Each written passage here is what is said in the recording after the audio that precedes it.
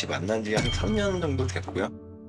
서로 재혼이다 보니까 이제 재혼하려고 준비를 하고 있습니다. 재혼이시구나. 근데 아내가 저 정도까지 체중을 계속 신경을 써야 되나. 체중계가 2개 있어요. 매일 재요. 5-6번? 건전지를 뺐다 꽂은 다음에도 다시 재봐요. 목표 체중 49kg가 넘어가면 아예 안 먹어요. 가끔 보면 저보다 더 먹어요. 폭식하네. 밥 다 먹고 참외 같은 걸 사도 한 10개 있으면은 식후에 그 10개를 앉은 자리에서 다 먹어요. 아이스크림도 한 통 다 먹고. 그러고 나서 이제 개원하는 거예요. 섭식장애로 병원을 갔으면 그거에 대한 치료를 받아야 되는데 다이어트 약을 지워와 버리니까 애정 표현이 조금만 덜해져도 아 내가 살쪄서 그런가?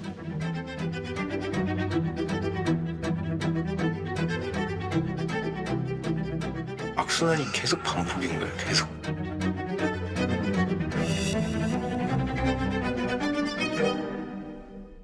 이제 서로 재혼을 준비하고 있고요. 이제 같이 계속 지낸 지 3년 정도 됐고 나이는 39살 한지선이라고 합니다.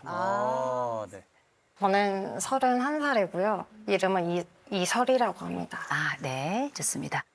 남편분이 이제 마지막 기회라고 약간 좀 절실하게 연락 주셨다면서요. 왜 마지막 기회라고 생각하시는 건가요? 제가 할 수 있는 거를 진짜 최대한 해보려고 했어요.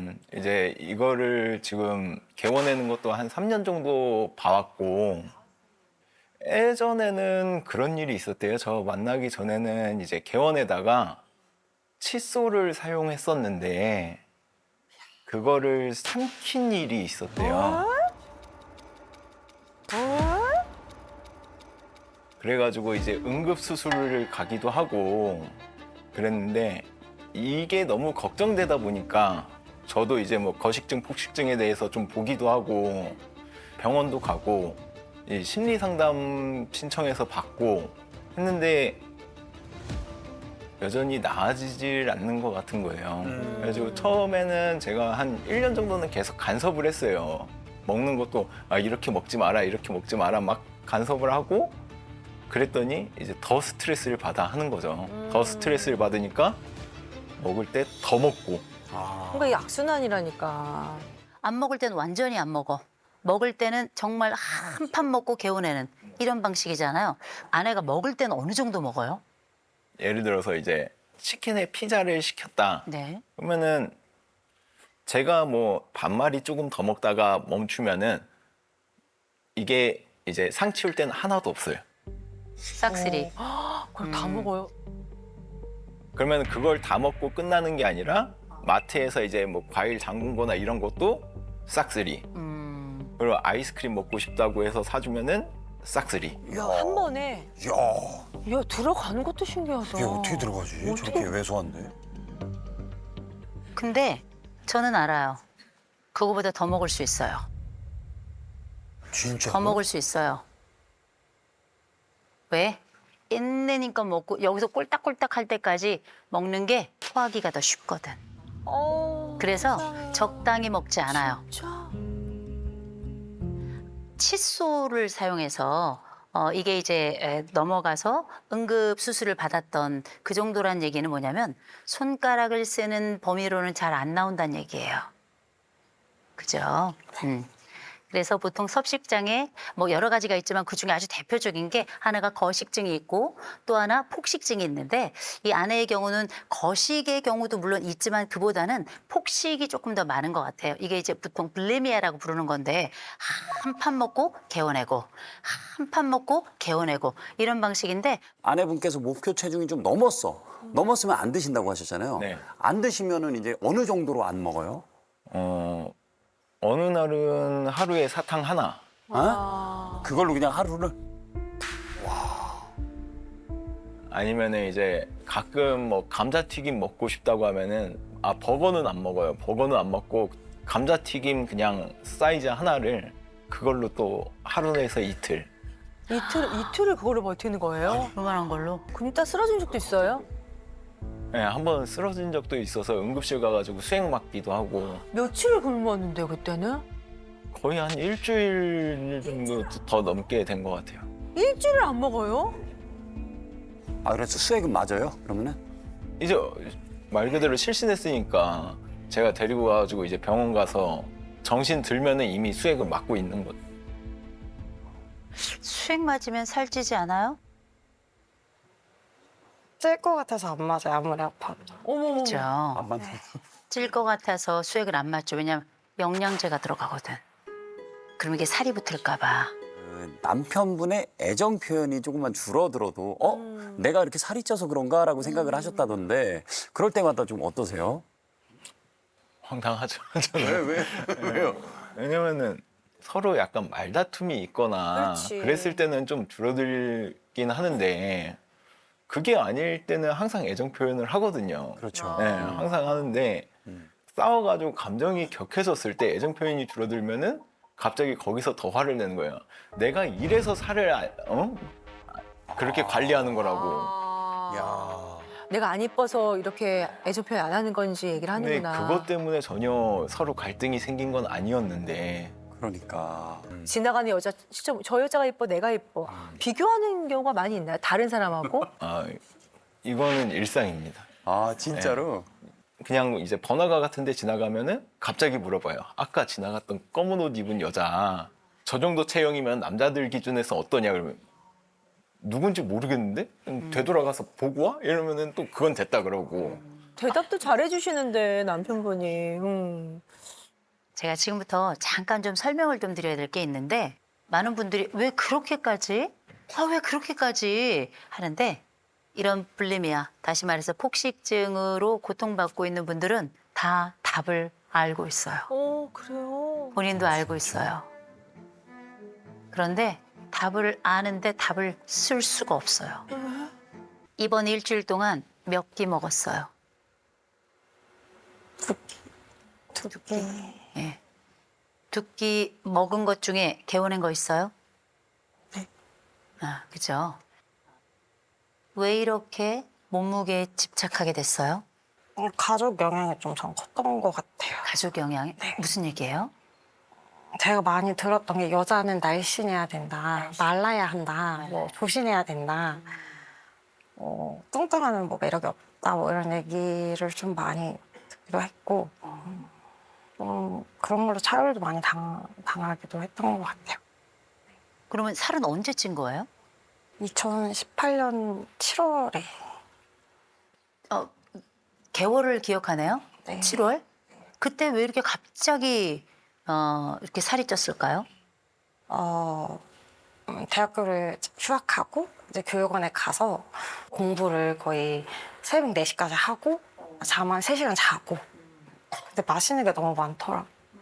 계속 먹으니까 이제 그게 생각하지도 않게 이제 101kg까지 가더라고요. 살을 어떻게 뺐어요? 그냥 11월 9일 날부터 제가 운동을 시작했는데 1월 29일에 다이어트가 끝나는데요. 네. 그 이후로부터 49를 보는 날까지는 안 먹었어요. 그렇게 해서 살이 쭉 빠졌죠. 왜 구토가 시작됐어요? 살찌는 게 무서웠던 것 같아요. 내가 뚱뚱해지면 이 남자 떠날까요?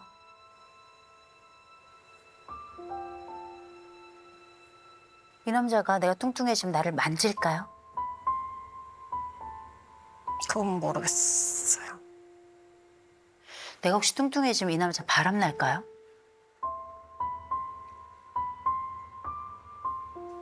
네. 날 거예요. 그죠? 이게 남편 잘못이 아니에요.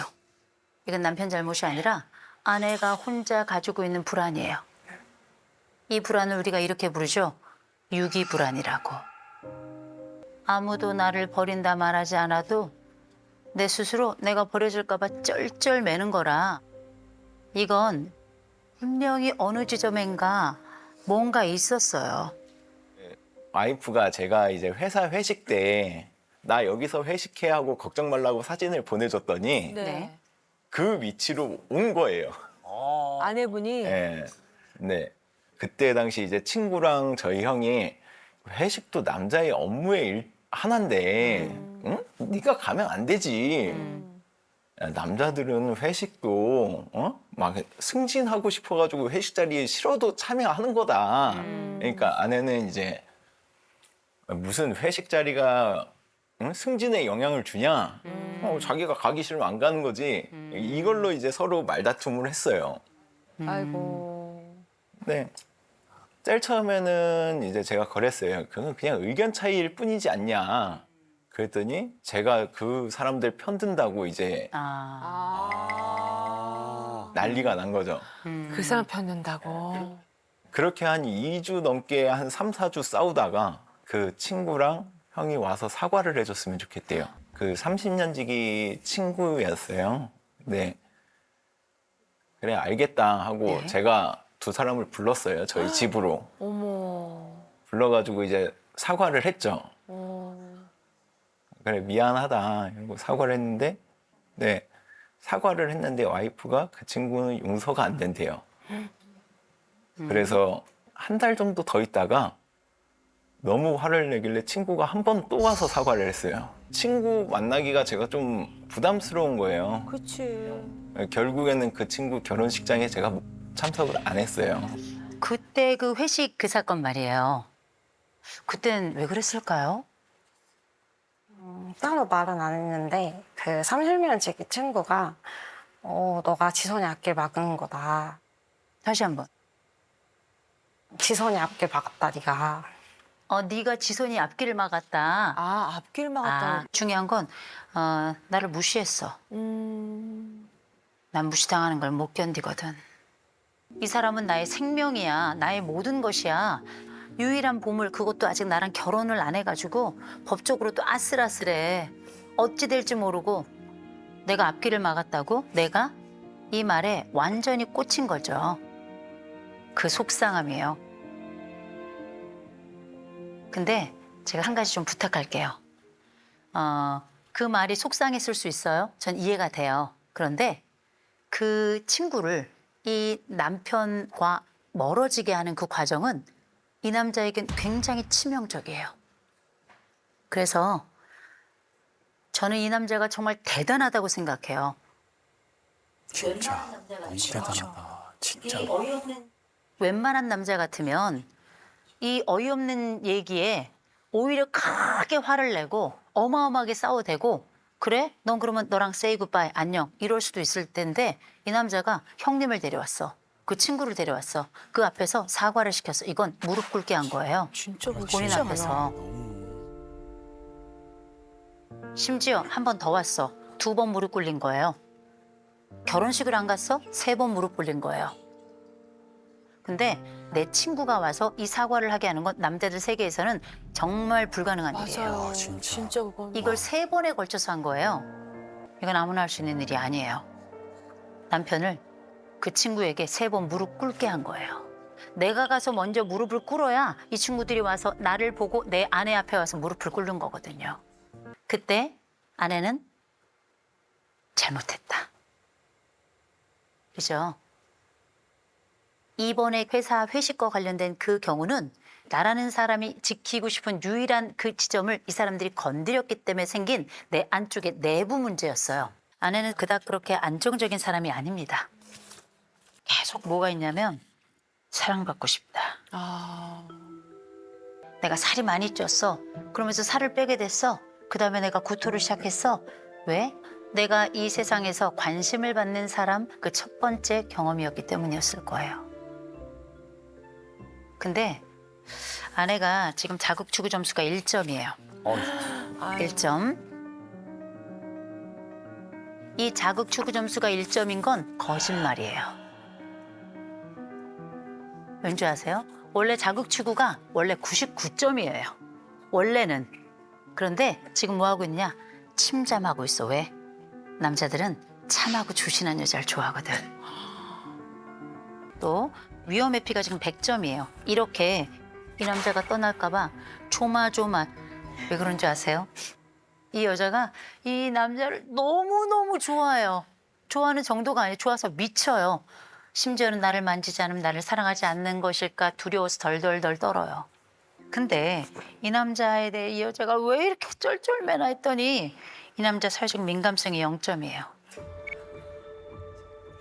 0점이라 이건 뭘 얘기하냐면 다른 사람들 시선 상관없어. 나는 내 방식대로 가면 돼. 아내를 사랑해요? 네, 사랑합니다. 이 여자랑 결혼할 거예요? 네, 결혼할 생각이 있습니다. 그래요? 네. 제가 말씀드릴게요. 웬만한 남자 같으면 벌써 도망갔어요. 이 여자가 이렇게 미쳐 돌아가는데도 이 여자랑 결혼하겠대요. 그러니 속색이지 말아요. 지금은 석식 장애에 대한 상담은 2차적인 거고요. 불안에 대해서, 유기 불안에 대해서 상담을 진행해야 돼요. 아내가 일 시간을 조금 더 늘렸으면 좋겠어요. 그래서 일에 조금 더 집중했으면 좋겠어요. 본인은 모든 신경이 다 남편에게만 가 있어요. 그래서 약간만 흔들려도 나에게는 미친 듯한 공포가 올 거라고요. 그래서 남편에 대한 이 집중하는 에너지를 일로 조금 돌려야 돼요. 이 남자가 무슨 말을 하고 무슨 행동을 하면 내가 좀 안심이 될까요? 난 너밖에 없어. 난 너밖에 없어. 그래서 어떻게 해야 되는 줄 아세요? 아주 포화 상태에 이르도록 예뻐해줘야 돼요. 아주 포화 상태에 이르도록. 이 여자한테 뭐라고 얘기해야 되냐면, 아유, 내가 정신이 나갔나 봐. 여보, 이리 와. 아유, 내가 미안해. 아유, 내가 이 여자를 이렇게 속상하게 했네. 아유, 내가 이렇게 자기 마음을 아프게 했다니까. 마음 얘기를 해야 돼요. 팩트를 얘기하면 안 되고, 마음 얘기를 해야 돼요. 그럼 이 여자한테 얘기하세요. 나 너밖에 없다고. 난 너밖에 없어. 오.